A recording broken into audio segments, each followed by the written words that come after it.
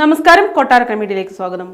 ആരാധകർ കാത്തിരുന്ന പവി കെയർടേക്കർ OTT-യിലെത്തുന്നു. അവൻ വന്നു കഴിഞ്ഞാൽ ഓടിച്ചിട്ട് അവന്റെ ചന്തിക്ക് അച്ചാലും മുച്ചാലും കടിച്ചു പറിച്ചേക്കണം. അടുത്തിടെ പുറത്തിറങ്ങിയ ദിലീപ് പ്രധാന വേഷത്തിലെത്തിയ പവി കെയർടേക്കറിന്റെ OTT റിലീസ് തീയതി പ്രഖ്യാപിച്ച് സിനിമയുടെ അണിയറ പ്രവർത്തകർ. ആരാധകർ ഏറെ പ്രതീക്ഷയോടെ കാത്തിരിക്കുന്ന റിലീസാണ് പവി കെയർടേക്കർ. കോമഡി ഡ്രാമ വിഭാഗത്തിൽ പ്രേക്ഷകർക്ക് മുന്നിലെത്തിയ ചിത്രം സെപ്റ്റംബർ 6 മുതലാണ് OTT പ്ലാറ്റ്ഫോമിൽ എത്തുന്നത്. മനോരമ മാക്സിലാണ് ചിത്രം പ്രദർശനത്തിനെത്തുക. 2024 ഏപ്രിലിലാണ് ദിലീപ് നായകനായ പവി കെയർടേക്കർ തിയേറ്ററുകളിൽ പ്രദർശനത്തിനെത്തിയത്.